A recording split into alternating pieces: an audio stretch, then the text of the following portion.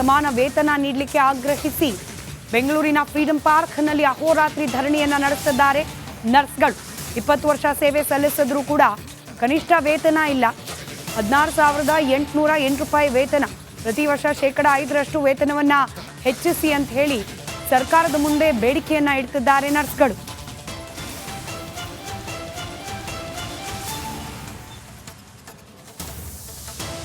ನಗರದಲ್ಲಿ ನರ್ಸ್ಗಳ ಅನಿರ್ದಿಷ್ಟಾವಧಿ ಪ್ರತಿಭಟನೆ ಹಿನ್ನೆಲೆಯಲ್ಲಿ ಆರೋಗ್ಯ ಸಚಿವರಿಗೆ ಮಹಿಳಾ ಆಯೋಗದ ಅಧ್ಯಕ್ಷೆ ಪತ್ರ ಬರೆದಿದ್ದಾರೆ. ಸಚಿವ ದಿನೇಶ್ ಗುಂಡೂರಾವ್ ಅವರಿಗೆ ನಾಗಲಕ್ಷ್ಮಿ ಚೌಧರಿ ಪತ್ರ ಬರೆದಿದ್ದಾರೆ. ಶುಶ್ರೂಷಕರಿಗೆ ಸಮಾನ ವೇತನ ನೀಡುವಂತೆ ಸಚಿವರಿಗೆ ಮನವಿಯನ್ನ ಸಲ್ಲಿಸಿದ್ದಾರೆ. ನಾವೆಲ್ಲರೂ ಒಟ್ಟಾಗಿ ಕೇಳೋದೇನೆಂದರೆ, ಕೆಲಸದಲ್ಲಿ ತಾರತಮ್ಯ ಇಲ್ಲ, ವೇತನದಲ್ಲಿ ಯಾಕೆ ತಾರತಮ್ಯ?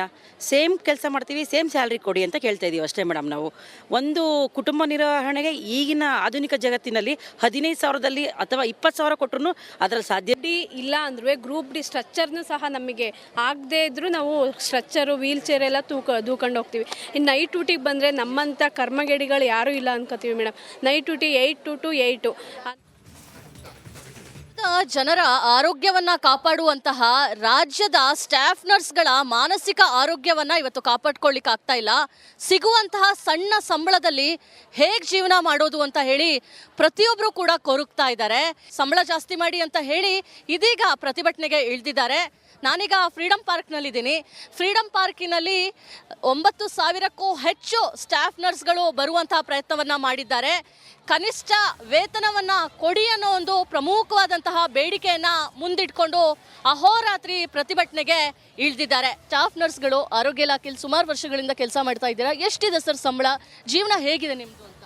ಮೇಡಮ್ ನೋಡಿ, ಈಗ ಬಂದು ಜಾಯಿನ್ ಆಗ್ತಾ ಇದ್ದರೆ 14,100 ರೂಪಾಯಿ ಫಿಕ್ಸ್ ಮಾಡ್ತಾ ಇದ್ದಾರೆ. ನಾವು ಸಿ ದರ್ಜೆ ನೌಕರರು.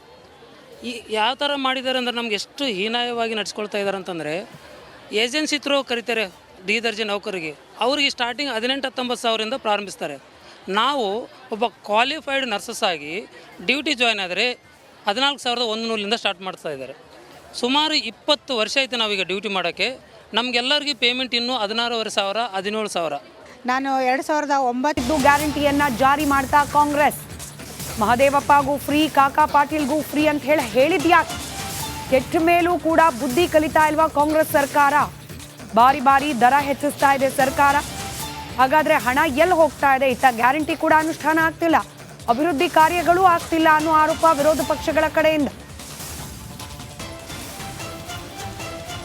ಗ್ಯಾರಂಟಿಗಳ ಘೋಷಣೆ ಸಂದರ್ಭದಲ್ಲಿ ಎಲ್ಲವೂ ಫ್ರೀ ಎಂದಿದ್ದ ಸಿದ್ದರಾಮಯ್ಯನವರ ಹೇಳಿಕೆ ಬದಲಾದ ರಾಜಕೀಯ ಪ್ರಸಂಗದಲ್ಲಿ ಗೃಹ ಸಚಿವ ಡಾಕ್ಟರ್ ಜಿ ಪರಮೇಶ್ವರ್ ಅವರ ಹೇಳಿಕೆ ಇವತ್ತಿನದ್ದು ಗಮನಿಸಿ.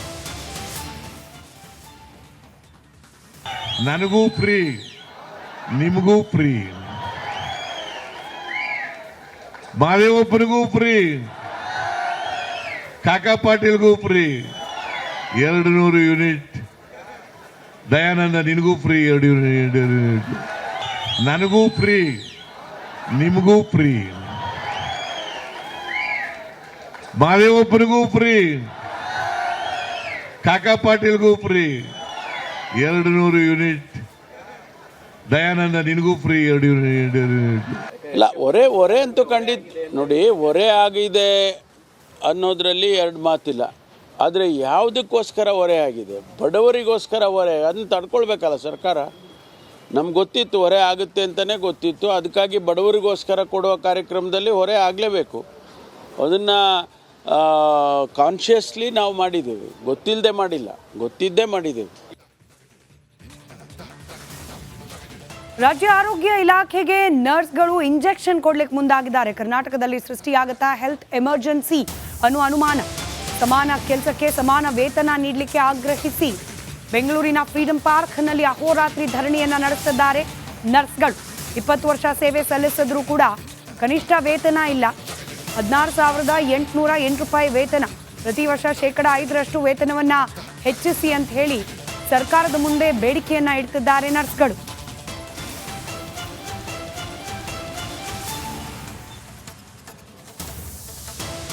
ನಗರದಲ್ಲಿ ನರ್ಸ್ಗಳ ಅನಿರ್ದಿಷ್ಟಾವಧಿ ಪ್ರತಿಭಟನೆ ಹಿನ್ನೆಲೆಯಲ್ಲಿ ಆರೋಗ್ಯ ಸಚಿವರಿಗೆ ಮಹಿಳಾ ಆಯೋಗದ ಅಧ್ಯಕ್ಷೆ ಪತ್ರ ಬರೆದಿದ್ದಾರೆ.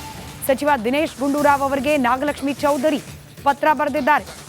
ಶುಶ್ರೂಷಕರಿಗೆ ಸಮಾನ ವೇತನ ನೀಡುವಂತೆ ಸಚಿವರಿಗೆ ಮನವಿಯನ್ನ ಸಲ್ಲಿಸಿದ್ದಾರೆ. ನಾವೆಲ್ಲರೂ ಒಟ್ಟಾಗಿ ಕೇಳೋದೇನೆಂದರೆ ಕೆಲಸದಲ್ಲಿ ತಾರತಮ್ಯ ಇಲ್ಲ, ವೇತನದಲ್ಲಿ ಯಾಕೆ ತಾರತಮ್ಯ, ಸೇಮ್ ಕೆಲಸ ಮಾಡ್ತೀವಿ ಸೇಮ್ ಸ್ಯಾಲ್ರಿ ಕೊಡಿ ಅಂತ ಕೇಳ್ತಾ ಇದ್ದೀವಿ ಅಷ್ಟೇ ಮೇಡಮ್. ನಾವು ಒಂದು ಕುಟುಂಬ ನಿರ್ವಹಣೆಗೆ ಈಗಿನ ಆಧುನಿಕ ಜಗತ್ತಿನಲ್ಲಿ 15,000ದಲ್ಲಿ ಅಥವಾ 20,000 ಕೊಟ್ಟರು ಅದರಲ್ಲಿ ಸಾಧ್ಯ ಇಲ್ಲ ಅಂದ್ರೂ ಗ್ರೂಪ್ ಡಿ ಸ್ಟ್ರಕ್ಚರ್ನು ಸಹ ನಮಗೆ ಆಗದೇ ಇದ್ರೂ ನಾವು ಸ್ಟ್ರಕ್ಚರು ವೀಲ್ ಚೇರ್ ಎಲ್ಲ ದೂಕೊಂಡು ಹೋಗ್ತೀವಿ. ಇನ್ನು ನೈಟ್ ಡ್ಯೂಟಿಗೆ ಬಂದರೆ ನಮ್ಮಂಥ ಕರ್ಮಗೇಡಿಗಳು ಯಾರೂ ಇಲ್ಲ ಅನ್ಕೋತೀವಿ ಮೇಡಮ್. Night duty 8 to 8. ಜನರ ಆರೋಗ್ಯವನ್ನ ಕಾಪಾಡುವಂತಹ ರಾಜ್ಯದ ಸ್ಟಾಫ್ ನರ್ಸ್ಗಳ ಮಾನಸಿಕ ಆರೋಗ್ಯವನ್ನ ಇವತ್ತು ಕಾಪಾಡ್ಕೊಳ್ಳಿಕ್ಕೆ ಆಗ್ತಾ ಇಲ್ಲ. ಸಿಗುವಂತಹ ಸಣ್ಣ ಸಂಬಳದಲ್ಲಿ ಹೇಗೆ ಜೀವನ ಮಾಡೋದು ಅಂತ ಹೇಳಿ ಪ್ರತಿಯೊಬ್ಬರು ಕೂಡ ಕೊರಗ್ತಾ ಇದ್ದಾರೆ. ಸಂಬಳ ಜಾಸ್ತಿ ಮಾಡಿ ಅಂತ ಹೇಳಿ ಇದೀಗ ಪ್ರತಿಭಟನೆಗೆ ಇಳಿದಿದ್ದಾರೆ. ನಾನೀಗ ಫ್ರೀಡಂ ಪಾರ್ಕ್ನಲ್ಲಿದ್ದೀನಿ. ಫ್ರೀಡಂ ಪಾರ್ಕಿನಲ್ಲಿ 9,000ಕ್ಕೂ ಹೆಚ್ಚು ಸ್ಟಾಫ್ ನರ್ಸ್ಗಳು ಬರುವಂತಹ ಪ್ರಯತ್ನವನ್ನು ಮಾಡಿದ್ದಾರೆ.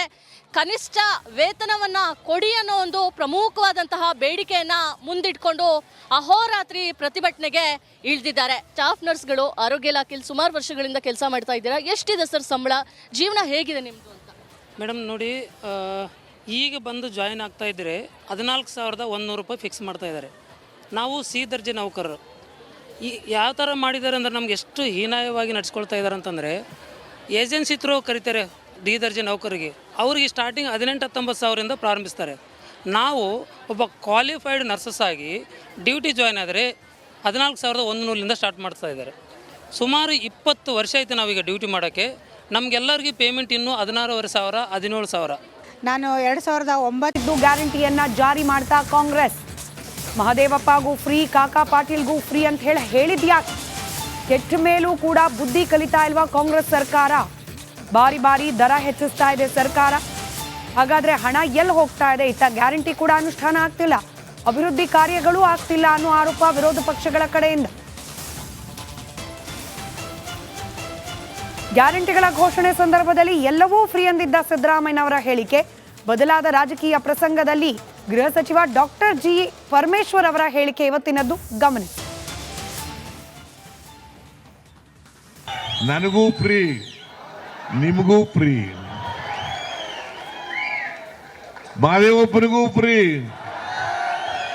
ಕಾಕಾ ಪಾಟೀಲ್ಗೂ ಫ್ರೀ 200 ಯೂನಿಟ್, ದಯಾನಂದ ನಿನಗೂ ಫ್ರೀ 2 ಯೂನಿಟ್, ನನಗೂ ಫ್ರೀ, ನಿಮಗೂ ಫ್ರೀ, ಮಾದೇವಪ್ಪನಿಗೂ ಫ್ರೀ, ಕಾಕಾ ಪಾಟೀಲ್ಗೂ ಫ್ರೀ 200 ಯೂನಿಟ್, ದಯಾನಂದ ನಿನಗೂ ಫ್ರೀ 2 ಯೂನಿಟ್.